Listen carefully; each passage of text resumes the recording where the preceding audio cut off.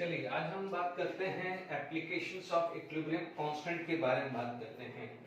Before going for the equilibrium application of equilibrium constant, तो हमारे को कुछ ऐसे चीजें ध्यान रखनी पड़ेगी, जैसे इक्विलिब्रियम कांस्टेंट है क्या। During when we find the equilibrium constant, ठीक है, उस समय क्या था, इक्विलिब्रियम स्टेज थी। ओके, इक्विलिब्रियम स्टेज के ऊपर क्या होता है, concentration of product and concentration of reactant remain constant. पहला पॉइंट क्लियर हुआ है, ठीक है। No change in the value of concentration या partial pressure. If you find KP तो पार्शियल प्रेशर वर्ड यूज करोगे, केसी होगा तो हम कंसंट्रेशन, मोलारिटी, एक्टिमा जो भी बोलना है वो बोलेंगे, ठीक है। द फर्स्ट पॉइंट पहले क्लियर होना चाहिए। When we find the value of equilibrium constant, at that moment the value of concentrations of reactant as well as product should be constant। पहला पॉइंट क्लियर हुआ है। फिर हमारे को सारी चीजें ध्यान रखनी पड़ेगी, factor affecting equilibrium constant. For example, जैसे मान लीजिए हमारे को पता है mode of representation, agree, means if suppose जैसे हमने कुछ न्यूमेरिकल्स भी किए हुए हैं, लास्ट लेक्चर पे भी डिस्कस किए थे कि फॉर एग्जांपल HI का डिकम्पोजिशन है ना, और HI का फॉर्मेशन है, तो what is the relation between K is equal to K1 equal to 1 upon K2, यानी मोड ऑफ रिप्रेजेंटेशन। एक फॉर्मेशन इक्विलिब्रियम है, और यदि हमें डिसोसिएशन इक्विलिब्रियम निकालना है तो इनका रेसिप्रोकल हो जाता है, ठीक है। फिर हमें पता है कि मान लीजिए जैसे हमने मल्टीपल स्टेप्स भी किए थे, लास्ट लेक्चर पे मल्टीपल स्टेप के भी क्वेश्चन प्रीवियस ईयर में देखे थे कि मान लीजिए आपके पास कुछ रिएक्शंस हैं, 1 या 2 या 3, फिर हमारे को फाइनल निकालना है तो कुछ को मल्टीप्लाई करना पड़ता है, कुछ को डिवाइड करना पड़ता है। किसी को -1/2 से मल्टीप्लाई किया, किसी को +1/2 से किया, किसी को 2 से किया, किसी को 3 से मल्टीप्लाई किया, तब जाके हम K नेट निकालते हैं फॉर मल्टीपल स्टेप, ठीक है। फिर हमने ये देखा था कि टेम्परेचर डिपेंडेंसी, जैसे log T2 by K1 equal to delta H 2.303 R 1/T1 minus 1/T2। इसको कई जगह क्लेसिस-क्लैपेरॉन इक्वेशन भी बोलते हैं और कई जगह वॉन ऑफ इक्वेशन भी बोलते हैं। तो आप ध्यान रखना है, क्लेसिस-क्लैपेरॉन या वॉन ऑफ इक्वेशंस कहीं अब डिपेंड करता है, कई जगह है एक ही चीज है, ओके। तो please don't be get confuse. Arrhenius equations अपन ने डेरिवेशंस किया था, ये सब करा चुका हूं, ठीक है। फिर हमने स्टोइचोमेट्रिक कोफिशिएंट भी देखा था कि मान लीजिए ट्वाइस किया तो पावर में 2 चला जाएगा, -2 किया तो पावर में -2 चला जाएगा। तो इन शॉर्ट आपको जब भी ये जो एप्लीकेशन ऑफ इक्विलिब्रियम कांस्टेंट पे फोकस करना है, तो ये सारे parameter, factor affecting equilibrium constant और इक्विलिब्रियम कांस्टेंट है क्या चीज, उस पे आपको पूरा ध्यान रखना है। तो प्लीज, ठीक है, तो यहां तक तो क्लियर हो गया है। अब हम स्टार्ट करते हैं एप्लीकेशन ऑफ इक्विलिब्रियम पे। यानी सबसे पहले एप्लीकेशंस आ जाती है कि predictions about extent of reaction. यानी क्या है, prediction about extent of reaction, यानी रिएक्शंस कहां तक जाएगी। Prediction about extent of reaction, predicting the, लिख दें यहां, predicting the extent of reaction, यानी रिएक्शंस कहां तक जाएगी उसके बारे में हमारे को प्रेडिक्शन करना है, predicting the extent of reaction। अब आप देखिए ये एक्सपेरिमेंटल वैल्यू है, इसमें कुछ बात नहीं है। यानी सबसे पहला केस क्या आता है कि मान लीजिए व्हाट इज K या Kc, मैं Kc ले लेता हूं, Kp भी हो सकता है, इक्वल टू या greater than and equal to, greater than equal to 10 की पावर 3, एक रेंज ये Kc की जो रेंज है 10 की पावर -3 से 10 की पावर +3। तीसरी जो रेंज है Kc इज लेस देन 10 की पावर -3, ठीक है। ये एक स्केल की तरह वर्क कर रहा है, this is just like as a scale, okay. आप देखेंगे, मान लीजिए this is the value of Kc, ठीक है। यहां पर 10 की पावर -3 है, लेट इट बी यहां पर 1 है, यहां पर 10 की पावर +3 है, ठीक है। ये Kc है। अब आप एक जनरल बात करें, इक्विलिब्रियम कांस्टेंट होता क्या है। इक्विलिब्रियम कांस्टेंट Kc या Kp जो भी बोल दीजिए, है ना, आप क्या बोलते हैं, this is the concentration of product upon concentration of reactant, concentration of product upon concentration of reactant. यानी आप क्या बोलते हैं, प्रोडक्ट अपॉन रिएक्टेंट, ठीक है। इनका कोफिशिएंट आपको पता ही है, to the raise to the power their coefficient, ठीक है। यहां तक क्लियर हुआ है। अब मान लीजिए यहां पर देखें तो देखिए इफ Kc ग्रेटर देन 10 की पावर 3, तो मींस क्या हुआ, फर्स्ट केस के अंदर आप देखेंगे कि product is very high, product is very high as compare to reactant. इधर बात करें तो यहां पर आप क्या बोलोगे, product is very less as compare to reactant. ये दो केस आया। अब आप देखो इसका मतलब इस केस के अंदर reaction is about to be completed, या आप बोलोगे यहां पर इक्विलिब्रियम फॉरवर्ड की तरफ ज्यादा जा रहा है, ठीक है, यानी equilibrium moving toward forward direction, ठीक है। तो आप क्या बोलोगे, यहां पर क्या है, मूविंग टुवर्ड फॉरवर्ड डायरेक्शन, है ना। तो यहां पर क्या है, लिखोगे आप equilibrium moving more toward forward direction, forward direction यानी इक्विलिब्रियम फॉरवर्ड डायरेक्शन पे जा रहा है, यानी उस रिएक्शंस के एंड होने के चांसेस सबसे ज्यादा है, ठीक है। अब आप देखिए यहां पर आप बात करेंगे प्रोडक्ट एंड रिएक्टेंट की, तो यहां पर क्या होगा कि equilibrium moving toward backward direction, किधर की तरफ जाने की कोशिश कर रहा है, बैकवर्ड डायरेक्शन। इसका मतलब यहां पर रिएक्शन स्टार्ट हो ही नहीं रहा है, यहां पर रिएक्शन क्या हो रहा है, स्टार्ट हो ही नहीं रहा है, या मींस बहुत ही मुश्किल है ना।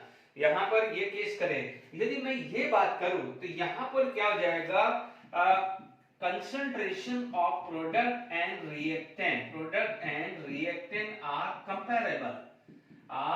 कंपैरेबल, यानी जो जेन्युइन सिचुएशन आ जाती है, जो जेन्युइन सिचुएशन जो इक्विलिब्रियम की आती है वो ये होती है, ये रेंज की होती है, ठीक है। यहां पर प्रोडक्ट इतना ज्यादा होता है कि रिएक्शन एंड होने में जा रहा है, मतलब फॉरवर्ड जाएगा यानी एंड होने की तरह लगेगा। यहां पर रिएक्टेंट इतना ज्यादा है, प्रोडक्ट फॉर्म ही नहीं हुआ है, तो आप ऐसा समझेंगे कि यहां पर कोई रिएक्शन स्टार्ट ही नहीं हो रही है, ऐसा अज्यूम करेंगे।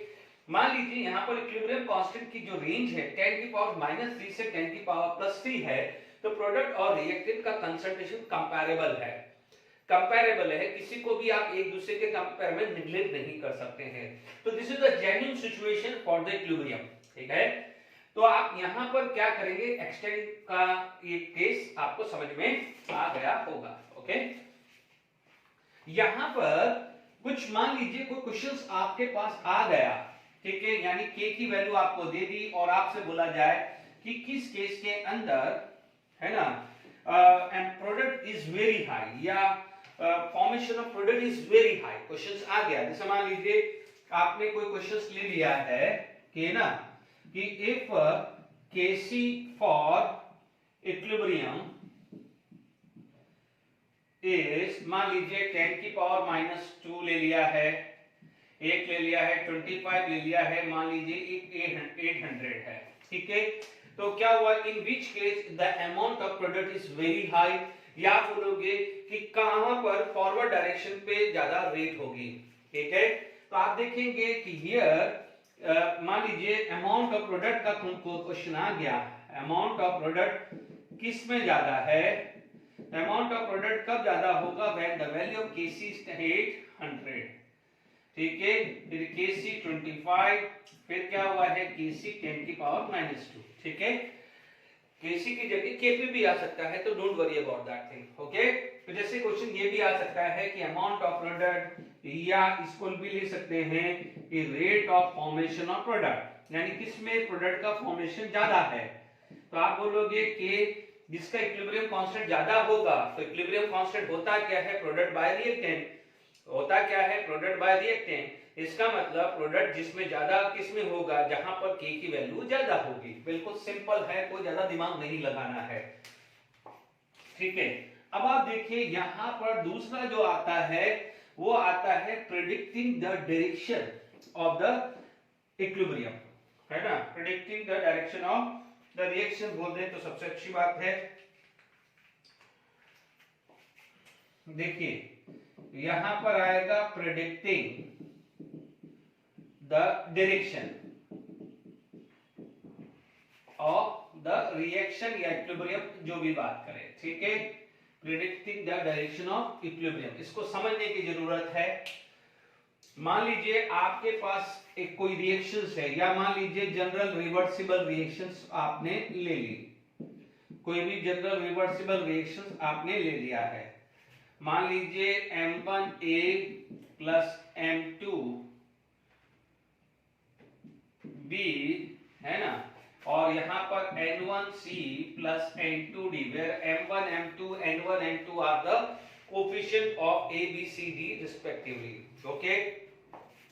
यहां पर एक वर्ड जो आएगा इस केस के अंदर जब रिवर्सिबल रिएक्शंस है, इसका मतलब यहां पर एक वर्ड आएगा which is known as reaction quotient, which is represented by Q, which is represented by Q. वो आएगा C का कंसंट्रेशन N1 एंड D का concentration N2 divided by A का कंसंट्रेशन M1 एंड B का concentration M2 आएगा, ठीक है। ये किसका है? कोई भी रिवर्सिबल है। मेक श्योर रिवर्सिबल के अंदर concentration of product and reactant are going to be change, it is not going to be constant. तो यहां पर आप लिख देना कि यहां पर नोट करके लिख देना, ठीक है, नोट करके लिख देना कि concentration of product and reactants are continuously change, ठीक है। ये क्या होगा है? continuously change आ जाता है। अभी मान लीजिए यही रिएक्शंस को आ जाता है इक्विलिब्रियम रिएक्शन, इक्विलिब्रियम रिएक्शन। तो इक्विलिब्रियम रिएक्शन में क्या होगा कि जो इक्विलिब्रियम में क्या होगा, ये यही है, यही आएगा। इक्विलिब्रियम में क्या होगा कि यहां पर एक वर्ड आ जाएगा इक्विलिब्रियम कांस्टेंट, ठीक है। यानी यही फॉर्मूला है, यही फॉर्मूला है। मैं बिल्कुल ऐसा लिखा है, ये N1 ये N2 divided by A M1 and B M2, ठीक है।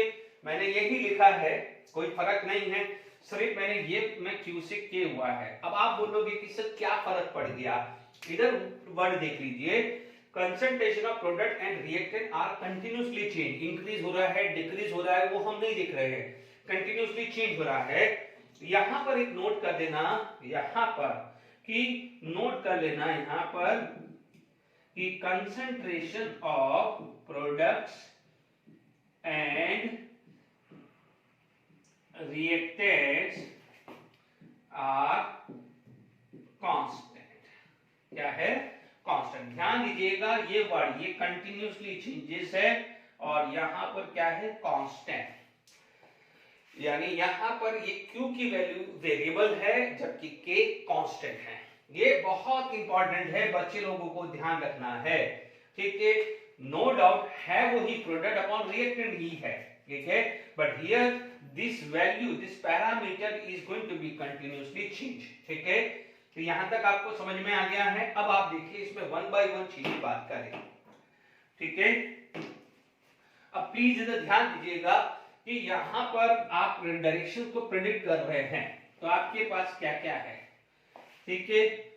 ये आपके पास ये दो पैरामीटर आपके पास आ गए, ठीक है। तो आप क्या बोलोगे इसी केस में? केस 1, जब आपका Q K है तो वो सिचुएशंस कहलाएगी इक्विलिब्रियम।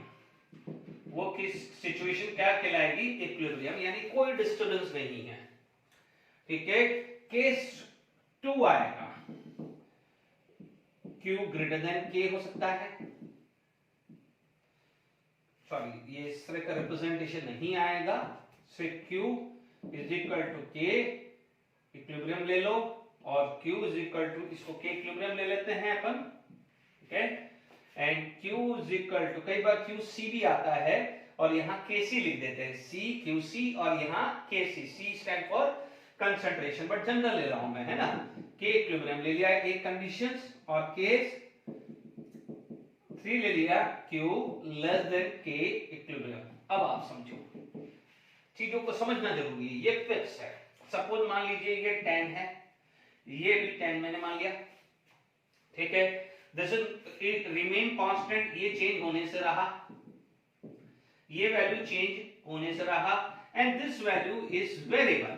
ये अभी अपन ने समझा, क्योंकि कंसंट्रेशन चेंज होगा तो ये वैल्यू 10 से 11, 12, 13 भी हो सकती है, 10 से 9, 8, 7 भी हो सकती है, but this value remain same 10। तो यहां पर 10 और 10 है, तो यानी ये दोनों सिचुएशन सेम हो गई। अब मान लीजिए कुछ ऐसा हो गया, this is going to be 10 से ये चला गया है 11, ये 10 से मूव होके 11 हो गया है, यानी Q ग्रेटर देन दिस, यानी पहले अपनी ये सिचुएशन हो गई। अब आप देखो 10 से 11 कब हुआ होगा, 10 से 11 कब हुआ होगा, 10 से 11 कब हुआ होगा, जब 10 से 11 कब हुआ होगा, जब ये बड़ा होगा, ये बड़ा होगा, ये क्या होगा, बड़ा होगा। 10 से 11 है, मान लीजिए आपने कुछ लिया है, ये 11 हुआ है, ये बड़ा है, बट आपको क्या चाहिए कि वापस से आपको इक्विलिब्रियम चाहिए कि भाई ठीक है, आपने कुछ ऐसा कर दिया कि मान लीजिए प्रोडक्ट का कंसंट्रेशन डाल दिया, ठीक है। आप एक बार ऐसी सिचुएशन थी कि दोनों बैलेंस है, बट मान लीजिए आपने प्रोडक्ट बाहर से और ऐड कर दिया, तो नाउ ये बढ़ गया, ये बढ़ गया, इसका मतलब इक्विलिब्रियम डिस्टर्ब हो गया। आपको पता है equilibrium is dynamic in nature, तो क्या होगा, वापस से बैलेंस करेंगे ना। आपने कोई बात नहीं, ये चीज कर दी, ये चीज बढ़ा दी, आपने ये चीज बढ़ा दी, बट आपको क्या करना है, वापस से बैलेंस करना है। बैलेंस कब होगा, जब यहां से चीज यहां जाएगी, तभी तो बैलेंस होगा कि नहीं होगा। आपने कोई एक्सटर्नल फैक्टर से या इंटरनल फैक्टर से ये वैल्यू बढ़ा दी, तो इक्विलिब्रियम डिस्टर्ब हो गया। बट आपको पता है इक्विलिब्रियम रीस्टेब्लिश होगा, रीस्टेब्लिश होने के लिए क्या होगा, जो ये चीज बढ़ी हुई है वो क्या होनी चाहिए, वो वापस से क्या है, जैसे ये बड़ी है तो थोड़ी सी ये कम हो और थोड़ी सी ये ज्यादा हो, तभी ये बैलेंस हो पाएगी कि नहीं होगी। Is it clear. तो ये चीज करने के लिए रिएक्शंस कहां जाएगी, reaction will proceed toward backward direction, समझ लीजिएगा। यानी मान लीजिए आपको क्या है 11 कर दिया, आपने 11 कर दिया, बट आपको आना कहां है, वापस से 10 पे ही आना है।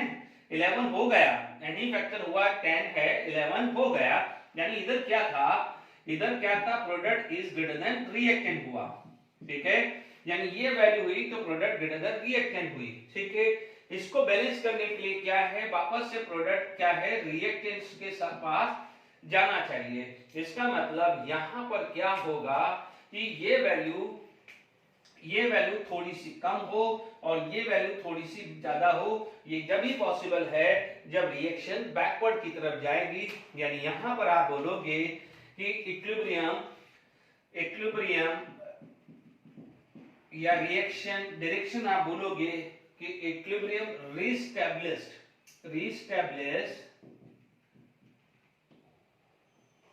when moving toward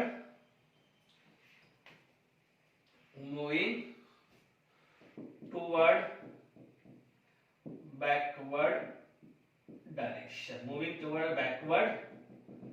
direction. यानी क्या है, रिस्टैब्लिश तो होगा, बट वापस कब होगा कि जब प्रोडक्ट बढ़ा दिया, तो आप क्या करोगे, थोड़ा प्रोडक्ट कम हो और ये बढ़े, ठीक है ना। बात समझ लीजिए कि आपने ये चीज था, ठीक है, अभी बराबर था, आपने कैसे करके ये बढ़ा दिया, प्रोडक्ट बढ़ा दिया, तो अब आप देखिए आपको रिस्टैब्लिश करना है, तो थोड़ा ये कम हो और ये थोड़ा बढ़े, तभी रिस्टैब्लिश होगा।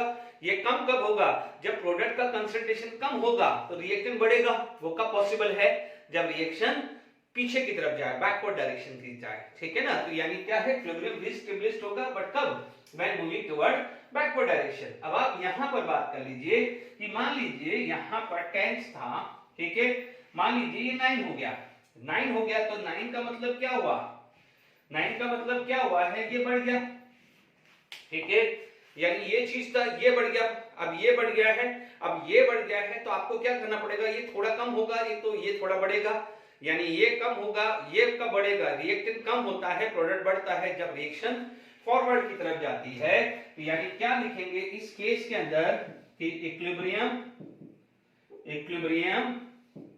रीस्टैब्लिश्ड व्हेन अलग मूविंग टुवर्ड फॉरवर्ड डायरेक्शन। तो हालांकि ये देखो ये लैंग्वेज है, आप ये चीज समझ लीजिए कि जिस साइड बढ़ गया है, जिस साइड बढ़ गया है, प्रोडक्ट बढ़ गया है, तो उसको कंपनसेट करने के लिए बैकवर्ड जाना पड़ेगा। रिएक्टेंट बढ़ गया है तो उसको कंपनसेट करने के लिए फॉरवर्ड जाना पड़ेगा।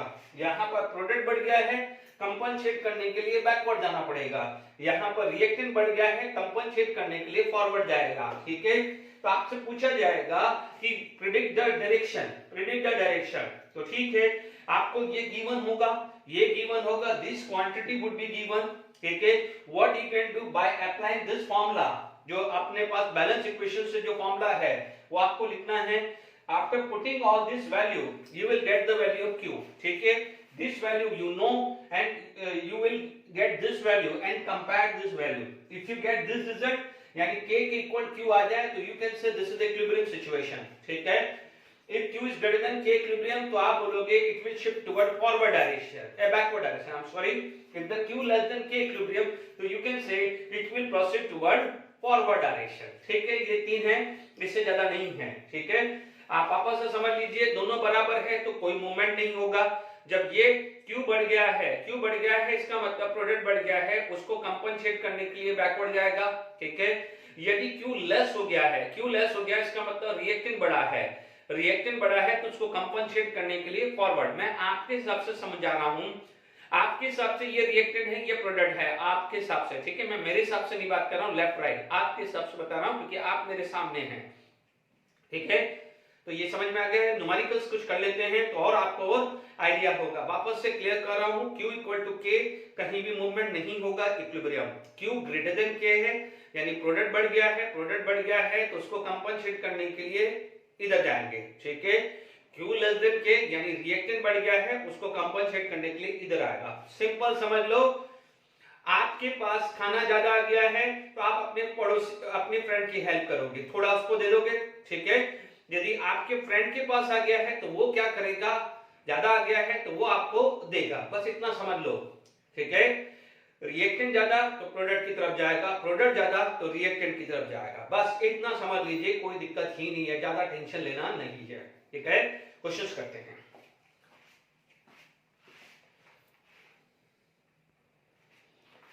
चलिए अभी ये कोशिश करते हैं एनसीईआरटी का। The value of Kc for given is this, at a given time a b c are this, the reaction directions will be proceed। ठीक है, सिंपल है, आप देखेंगे Kc is given, Kc कितना दिया है 2 into 10 की पावर -3। Qc क्या होता है, it is b into c upon a का स्क्वायर है ना, c फॉर कंसंट्रेशन है ना, तो p फॉर प्रेशर होगा तो QC लिखते हैं या QP लिखोगे, एक ही बात है। इसलिए मैंने आपको जब एक्सप्लेन किया है तो Q और K इक्विलिब्रियम लिख दिया है, तो वो कोई चेंज नहीं है। C stand for concentration and P stand for pressure, बस इतना ध्यान रखना। ठीक है ना, चीज एक ही है, कोई अलग नहीं है। अब देखिए what is the value of B given 3, C 3, A square cancel हो जाएगा, the value of QC equal to 1। अब कंपेयर करो, QC is 1 and KC is 2 into 10 की पावर -3, तो QC is greater than KC, QC is greater than KC। इसको और समझते हैं कि मान लीजिए यहां पर ये QC है, ओके, दिस इज QC, ये QC है, ओके। अब आप देखिए यहां पर क्या है, KC, here it is KC। ठीक है, अब आपको कंपनसेट करना है, इसको यहां पर लाना है, नीचे लाना है, वापस से यहां पर लाना है। तो आप QC ग्रेटर देन हुआ है तो इसका मतलब है product is greater than reactant, जो आप एक्सपेक्टेड है। ठीक है, आपने इसको रेफरेंस ले लिया है, आपका रेफरेंस ये होना चाहिए, ये नहीं, ये वेरिएबल है, ये वेरिएबल नहीं है, ये चेंज नहीं होगा, ये 10 का 10 ही रहेगा, यानी ये वैल्यू रहेगी। तो आप क्या बोलोगे कि जब रिएक्टेंट है यानी ये चीज बढ़ गई है, इसके हिसाब से ये बढ़ गई है, तो उसको प्रोसीड करने के लिए, इसको बैलेंस करने के लिए रिएक्शंस कहां जाएगी, बैकवर्ड डायरेक्शन में। कहां जाएगी, बैकवर्ड। तो in this direction the reaction will proceed. तो आपका आंसर क्या होना चाहिए, reaction will proceed toward backward direction. कहां जाएगा? Backward direction. ठीक है, यानी प्रोडक्ट बड़ा, क्यू बड़ा यानी प्रोडक्ट बड़ा। प्रोडक्ट है उसको कंपनसेट करने के लिए कहां से जाएगी? राइट से लेफ्ट जाएगी। आपके राइट से, मेरे राइट से मत करिए, मेरा तो लेफ्ट आ रहा है, मैं आपके हिसाब से बात कर रहा हूं। प्रोडक्ट से रिएक्टेंट यानी राइट से लेफ्ट जाएगी। डायरेक्शन है या आप लिख सकते हो राइट से लेफ्ट जाएगी, लेफ्ट डायरेक्शन, कुछ भी वर्ड लिख सकते हैं। Is it clear? I hope यहां तक समझ में आ गया होगा। एक क्वेश्चंस और कर लेते हैं तो आपका कॉन्फिडेंस बिल्डअप हो जाएगा। ठीक है, मान लीजिए और कोई एक इक्विलिब्रियम ले लेते हैं। ठीक है, तो यहां पर जब आप कोई भी इक्विलिब्रियम ले लेते हैं और उसकी कोई वैल्यू दी हुई है, एट एनी टाइम दिया हुआ है। चलिए अभी देखिए, मान लीजिए मैंने एक क्वेश्चन अज्यूम कर लिया कि 2HI will give H2 plus I2। मान लीजिए इसका Kc का वैल्यू 4 दिया है। ठीक है, और मान लीजिए एट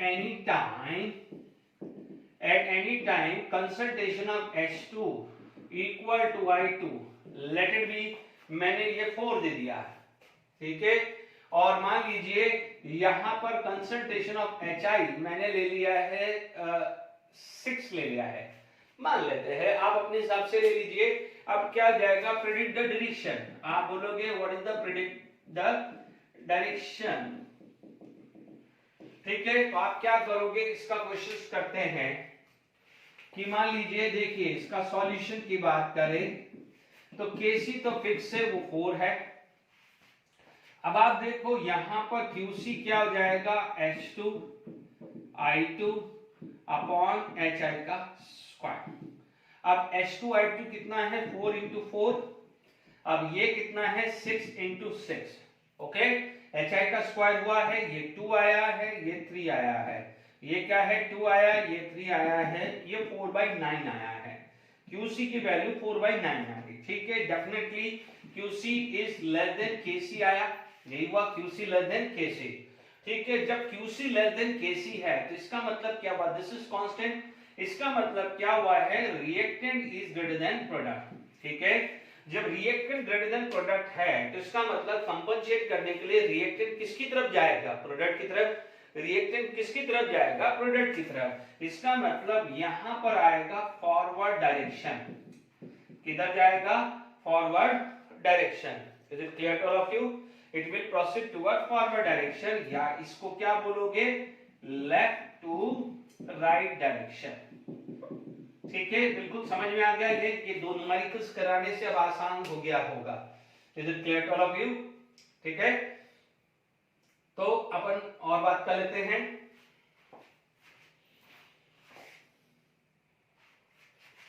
ठीक है, यहां तक क्लियर हो गया अपना। तो यहां पर अभी आपने देख लिया है कि कैसे अपन के इक्विलिब्रियम निकालते हैं। कि इक्विलिब्रियम गिवन है, Kc निकालते हैं, है ना? QC या QP, P प्रेशर होगा तो QP भी होगा, तो प्लीज ध्यान दीजिएगा। ओके, ऐसा नहीं है कि आप बोलोगे कि प्रेशर नहीं दिया है ना? अब आप देखिए यहां पर एक चीज ध्यान रखिएगा कि फॉर एग्जांपल यदि आप निकालते हैं QC और QP, ठीक है, it is equal to product upon reactant. ठीक है, उस पे बेसिस होना चाहिए। इनिशियली क्या होता है कि इनिशियली आप देखेंगे होगा क्या कि the concentration reactant start to get convert into product, यानी ये बढ़ेगा और ये कम होगा। तो इनिशियली कभी बोलता है कि what about the reaction question, तो initially the value of QC बोल दो या QP बोल दो, एक ही बात है, it is increases with time, increases with time. ठीक है, जब तक कोई इक्विलिब्रियम अटेन नहीं हो जाता है कंटिन्यूअसली इंक्रीज हो जाता है, और इक्विलिब्रियम जब अटेन हो गया तो सब कंसंट्रेशन इक्वल हो गया, तो जब इक्विलिब्रियम अटेन हो जाता है तो QC is recognised by KC, यानी इक्विलिब्रियम कांस्टेंट बोला जाता है, ध्यान रखना है। अब देखिए, मान लीजिए मैंने क्वेश्चन डिसाइड किया कि मान लीजिए मेरे पास A से B है। ठीक है, मान लीजिए मेरे पास एक ग्राफ बनाता हूं, here there is a concentration of B and concentration of A, और यहां पर मैं ग्राफ बनाता हूं 45 डिग्री का। पूछता हूं कि क्या होगा कि मीन्स उसके अंदर रिएक्शन कहां जाएगी, तो अब आप देख लीजिए इन जनरल है, मान लीजिए इसमें एक जनरल क्वेश्चन है, रैंडमली उसने कोई केसी इसका दे दिया कि मान लीजिए केसी की वैल्यू लेट इट बी यहां पर कुछ दे दी 1 × 10⁻³ कुछ भी दे दिया है, नहीं भी देगा तो भी चलेगा, है ना। मैं ग्राफिकली भी बात करता हूं, इससे ये क्लियर होता है कि स्लोप इज 1045, स्लोप क्या है 1045 है। अब आप देख लीजिए यहां पर b/a है, ठीक है, 1045 की वैल्यू आती है 1, इट इज b/a आया, ठीक है, इज 1। अब आप देखो यहां पर b/a क्या हुआ है, दिस इज आल्सो QC की वैल्यू क्या होती है b/a ही आया है ना।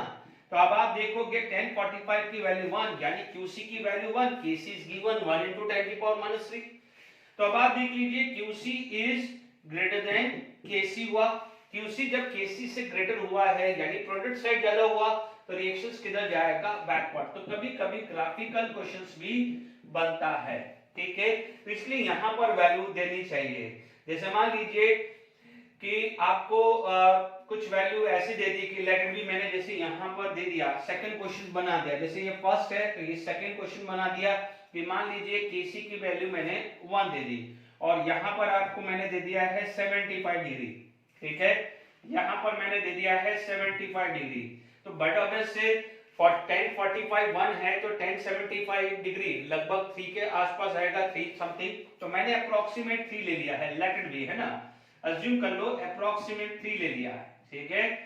तो अब आप देख लीजिए QC की वैल्यू कितनी आ जाएगी 3, KC की वैल्यू क्या दी है 1, या मान लीजिए इसको 4 ले लेते हैं, थोड़ी देर के लिए 4 ले लेते हैं, है ना, ये क्या दे देते हैं 4, तो अब आपके पास क्या आ गया कि KC is greater than QC आया, KC is greater than QC आया, तो आप क्या बोलोगे जब QC लेस हुआ है तो उसको कंपनसेट करने के लिए कहां जाएगा, फॉरवर्ड डायरेक्शन। तो ये ग्राफिकल क्वेश्चंस भी आ सकता है, ठीक है, आप इतना ध्यान दीजिएगा, कभी कभी ये ग्राफिकल क्वेश्चंस भी बना सकता है, ठीक है।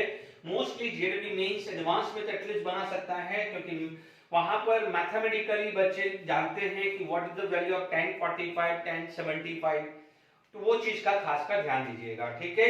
तो मैंने यहाँ पर इसके बारे में बात कर ली है, हालांकि ये 2 ही आती है, तीसरा जो चीज है कि वो आता है कि कैलकुलेशंस ऑफ इक्विलिब्रियम कंसंट्रेशन। हालांकि हमने लास्ट लेक्चर में भी पढ़ा था, लास्ट लेक्चर के अंदर भी हमने कुछ क्वेश्चंस किए थे, बट अब अपन एक्सक्लूसिव कर देते हैं कि मान लीजिए इक्विलिब्रियम कांस्टेंट आपको पता है, तो what we can find out यहां पर आ गया है कैलकुलेशन ऑफ इक्विलिब्रियम कंसंट्रेशन। हालांकि इक्विलिब्रियम या कंसंट्रेशन एट इक्विलिब्रियम लिख सकते हैं या इक्विलिब्रियम कंसंट्रेशन लिख दो तो चलेगा, इक्विलिब्रियम कंसंट्रेशन लिख देते हैं, कॉमन वर्ड आ जाएगा, ठीक है बच्चों। कैलकुलेशन ऑफ इक्विलिब्रियम कंसंट्रेशन यानी equilibrium concentration of reactant and product, ठीक है। यदि थोड़ा सा आपको रिकॉल करें तो हमने क्या कैसे निकाला है कि first of all balance equation होनी चाहिए, ठीक है। दूसरी चीज होनी चाहिए कि we know the initial moles क्या है, ठीक है, और on the basis of balance equations we can find out the moles reacted और मोल्स प्रोड्यूस्ड, ठीक है, यानी मोल्स रिएक्टेड या एंड मोल्स प्रोड्यूस्ड, यानी जो भी बैलेंस इक्वेशंस के हिसाब से हमने देखा है कि रिएक्टेंट कितने मोल्स रिएक्ट करते हैं और मोल्स ऑफ प्रोडक्ट कितने फॉर्म होते हैं। If we know the value of Kc we are able to find out the equilibrium concentration, ठीक है, ये किया हुआ है। अब इस पे कुछ न्यूमेरिकल्स कर लेते हैं, तो अभी हमें डायरेक्टली पता होना चाहिए। ध्यान दीजिएगा, एक नोट करके लिख दीजिएगा कि इक्विलिब्रियम कांस्टेंट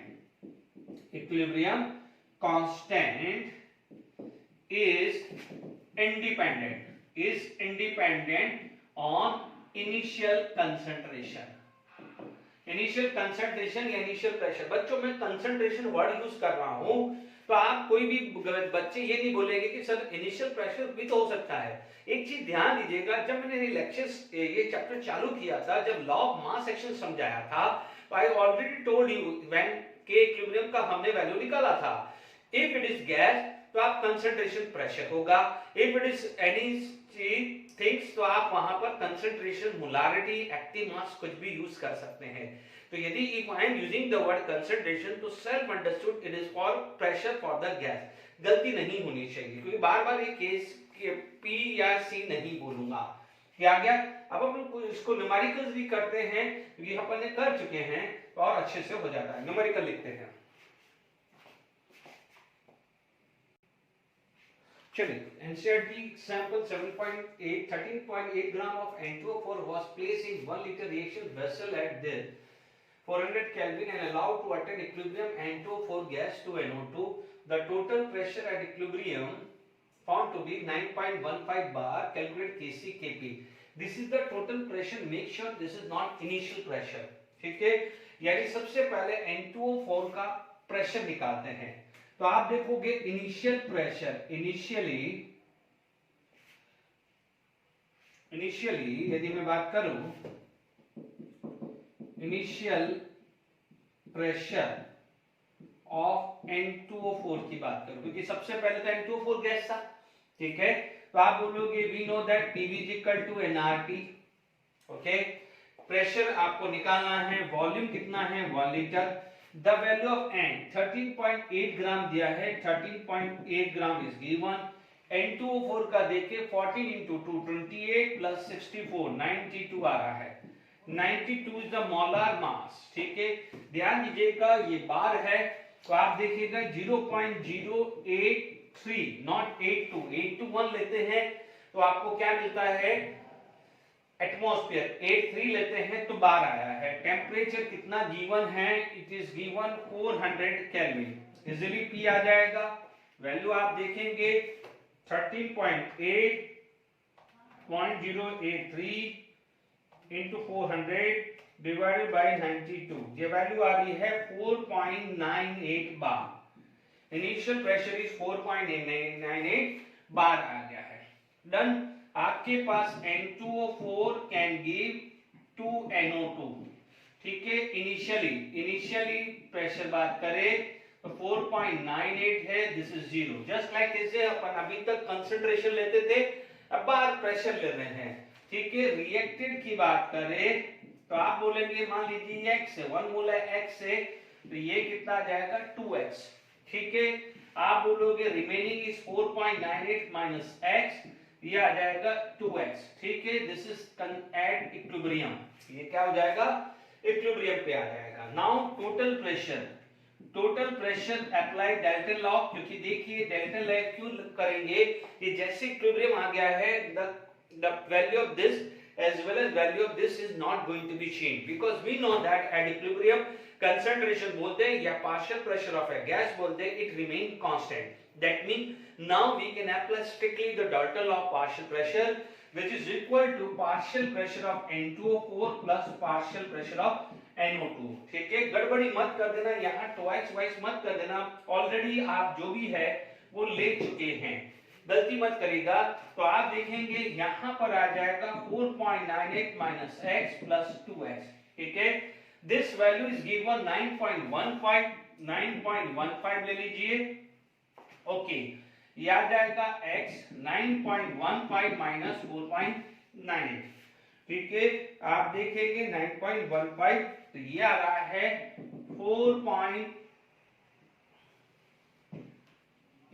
है x इक्वल टू 4.17 बार, 4.17 बार आ गया है। It is clear? तो यहां तक क्लियर हो गया है, 4.17 बार आ गया है। अब आप देखते रहिए 1 बाय 1। आपसे पूछा है पार्शियल प्रेशर एट इक्विलिब्रियम, तो देखिए सबसे पहले पूछा जाए कि पार्शियल प्रेशर एट इक्विलिब्रियम, ठीक है। तो आप बोलोगे पार्शियल प्रेशर, ठीक है, ऑफ, तो आप देखिए पार्शियल प्रेशर ऑफ N2O4 पूछे तो ये कितना आ जाएगा 4.98 माइनस 4.17, ठीक है। ये कितना आ रहा है 0.81 बार, ठीक है।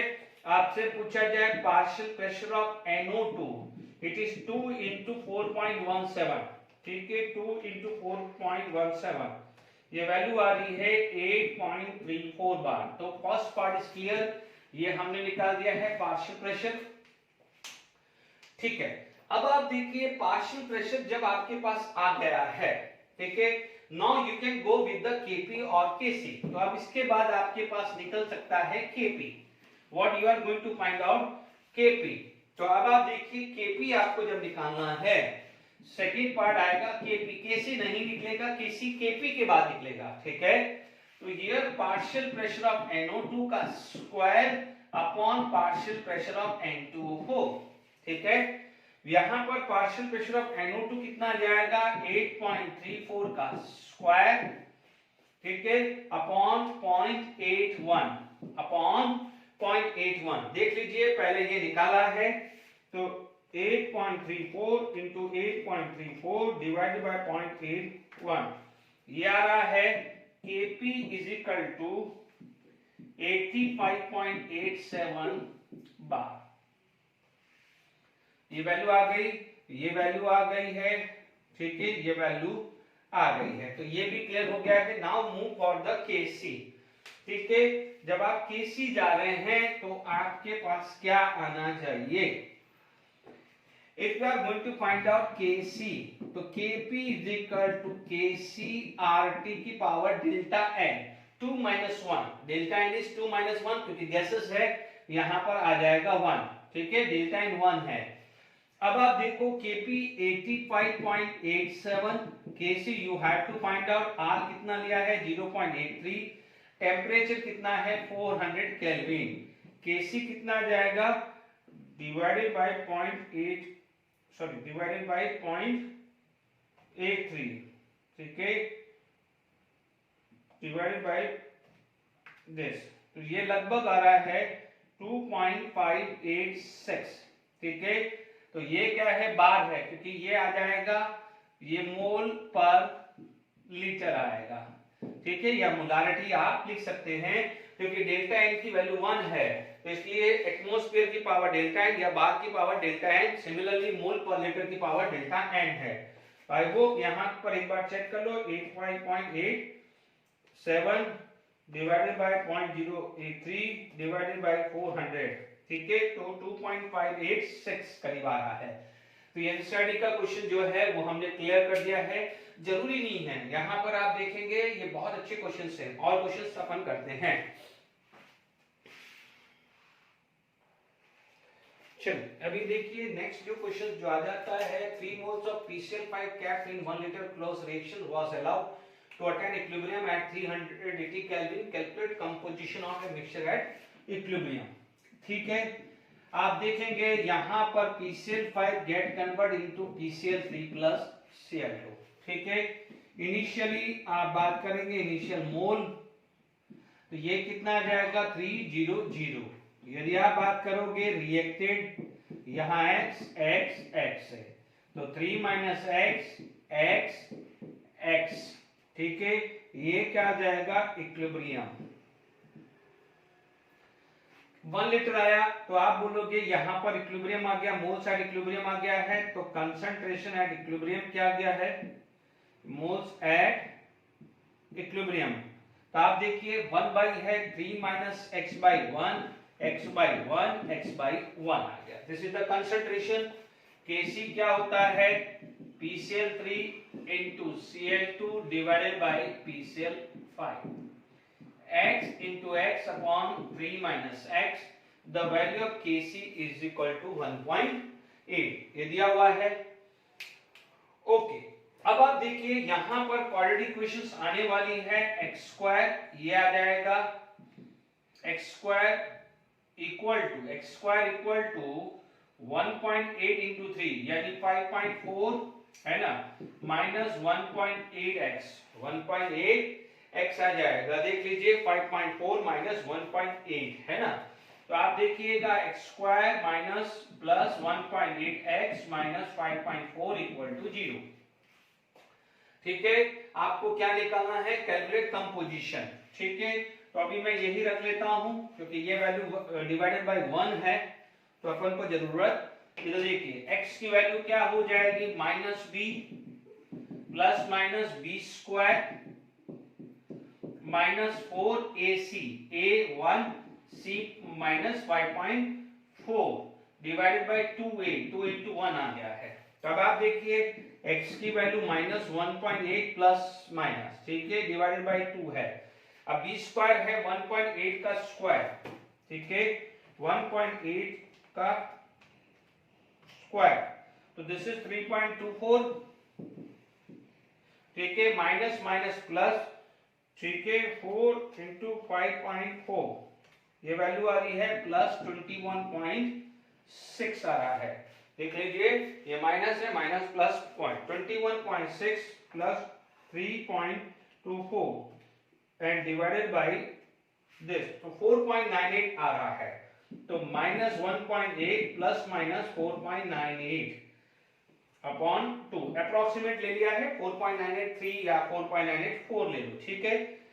अब देखिए यहां पर ये माइनस तो चलने वाला नहीं है, क्योंकि यहां पर नेगेटिव तो x आएगा नहीं ना। तो अब आप देख लीजिए यहां पर आपके पास जो वैल्यू x की आई है, only one solution, minus 1.8 plus 4.984/2 लेते हैं, only one solution, minus minus नहीं लेना है, ठीक है। तो आप क्या बोलोगे, माइनस 1.8 डिवाइडेड बाई 2, तो ये आ रहा है x की वैल्यू लगभग 1.59 आ रहा है। This is the value of x की वैल्यू 1.59। तो अब आप देख लीजिए दिस इज 1.59, दिस इज 1.59 आ गया है, दिस इज 1.59, ठीक है। तो ये वैल्यू कितनी आ रही है, दिस इज इक्वल टू 1.40, ठीक है। तो आप क्या बोलोगे कि यहां पर जो कंसंट्रेशन जो है, the concentration of PCl3 equal to Cl2 equal to 1.59, ठीक है। यहां पर कंसंट्रेशन ऑफ PCl5 जो आएगा वो आ जाएगा कि 1.59 है, तो लगभग ले लीजिए 1.41 के आसपास, ठीक है, अप्रोक्सीमेट ले लिया है, ठीक है। तो ये कंसंट्रेशन आ गया है। कई बार आप लोग ये भी ध्यान रखना है कि जैसे मान लीजिए आपको Kc फाइंड आउट करना है, आपसे बोलता है कि concentration of chlorine at equilibrium is this. तो मान लीजिए आप देखेंगे कि क्लोरीन का जो कंसंट्रेशन है वही कंसंट्रेशन PCl3 का होगा। जरूरी नहीं है कि जैसे आपको कंसंट्रेशन इसका दोनों का देगा, ठीक है, इसका दे देगा, तो ये सेल्फ अंडरस्टूड है कि जो कंसंट्रेशन क्लोरीन का होगा वही कंसंट्रेशन PCl3 का होगा, ठीक है। क्यों? क्योंकि आपने इनिशियल कुछ नहीं है, जो भी रिएक्टेड होगा, जो प्रोड्यूस होगा वो सेम ही आने वाला है। तो ये ध्यान रखना कि कई बार ऐसा भी होता है कि कंसंट्रेशन ऑफ क्लोरीन दे देगा, फिर आप बोलोगे यार PCl3 का तो कंसंट्रेशन दिया ही नहीं है, तो Kc या Kp कैसे निकाले। तो सेल्फ अंडरस्टूड है, आप कोफिशिएंट चेक कर लीजिए कि यदि ये 1 मोल है, ये भी 1 मोल है, तो इनका कंसंट्रेशन सेम आएगा। मान लीजिए ये 1 मोल है, यहाँ पर 2 मोल है, तो इसका गिवन x है, तो इसका ऑटोमेटिकली क्या हो जाएगा 2x। ये लॉजिक लगाइएगा, ठीक है। एक आध क्वेश्चंस और करके वाइंड अप करते हैं।